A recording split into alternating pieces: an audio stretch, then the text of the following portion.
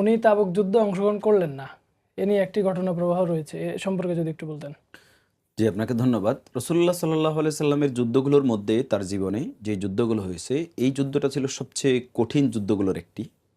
যেটাকে এই একেবারে উসরা শব্দ দিয়ে কোরআনে কারীম ব্যাখ্যা করা হয়েছে। অর্থাৎ কঠিন সময়ের একটি যুদ্ধ। একদিকে হলো প্রচণ্ড গরম, দ্বিতীয় হচ্ছে আরবের তখন খেজুর পাকার মৌসুম। তো ফলে দূরবর্তী সফরে যখন তাবুক অভিযানে রওনা হবেন, ফিরতে ফিরতে খেজুরগুলো গাছে পেকে নিচে ঝরে পচে যাবে।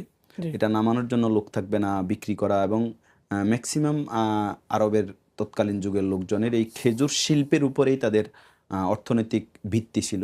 যে কারণে অনেকের ঋণ, পারিবারিক ব্যবস্থাপনা, ভবিষ্যতে পুরো ১ বছরের খরচ এগুলো নিয়ে খুব চিন্তিত ছিলেন। অপরদিকে কঠিন এই গরমের সময়ে দূরত্বের সফরটা এটা খুব কঠিন ছিল। তো এরপর রাসূলুল্লাহ সাল্লাল্লাহু আলাইহি সাল্লামের নির্দেশ, তাবুক যুদ্ধ ৯ম হিজরিতে এই ঘটনা। তা আল্লাহ রাসূল সাল্লাল্লাহু আলাইহি ওয়াসাল্লাম সাহাবীদেরকে নিয়ে রওনা হলেন। কাব বিন মালিক রাদিয়াল্লাহু তাআলা আনহু তিনি বলছেন, সহিহ বুখারীতে হাদিস আসছে। তিনি বলছেন যে, "আমিও রওনা দেব। জিনিসপত্র রেডি করেছি, আমার উট রেডি করেছি, সব প্রস্তুতি করেছি এবং যাব। তো মনে করলাম যে আজকে আমি রওনা না দেব না, কালকে দেব। অথবা পরের দিন বললাম যে একটু পরে রওনা দেই, যে রাসূলুল্লাহ সাল্লাল্লাহু আলাইহি ওয়াসাল্লাম সামনে গিয়ে যাত্রা বিরতি করবে, আমি ওখানে গিয়ে রাসূলের সাথে মিলিত হয়ে যাব।" জি, কিন্তু এক পর্যায়ে এভাবে অলসতা বা এক ধরনের মানে আজকে যাব, কালকে যাব, গড়িমসি করতে গিয়ে এক পর্যায়ে তিনি দেখতে পেলেন যে এখন আর তিনি পিছন থেকে রওনা দিয়ে রাসূলুল্লাহ সাল্লাল্লাহু আলাইহি ওয়াসাল্লামের সাথে মিলতে অনেক কষ্ট হবে বা তার সাথে যুক্ত হওয়া সম্ভব হবে না। তো ফলে তিনি মদিনায় থেকে গেলেন। আর আমার ২ জন সাহাবী, একজন হচ্ছে হেলাল ইবনে উমাইয়া এবং আরেকজন হচ্ছে মুরারা ইবনে রবি। এই ৩ জন সাহাবী কাব বিন মালিক সহ তারা মদিনায় রয়ে গেলেন। মুনাফিকদের অনেকেও রয়ে গেলেন। রাসূলুল্লাহ সাল্লাল্লাহু আলাইহি ওয়াসাল্লাম যথারীতি যুদ্ধ করে ফিরে আসলেন এবং যুদ্ধ হয় নাই। হিরাক্লার সাথে যে যুদ্ধ তারা মোকাবেলা করতে আসেনি, রাসূলুল্লাহ সাল্লাল্লাহু আলাইহি ওয়াসাল্লামের আগমন শুনে তারা এর আগেই পিছু হটেছে।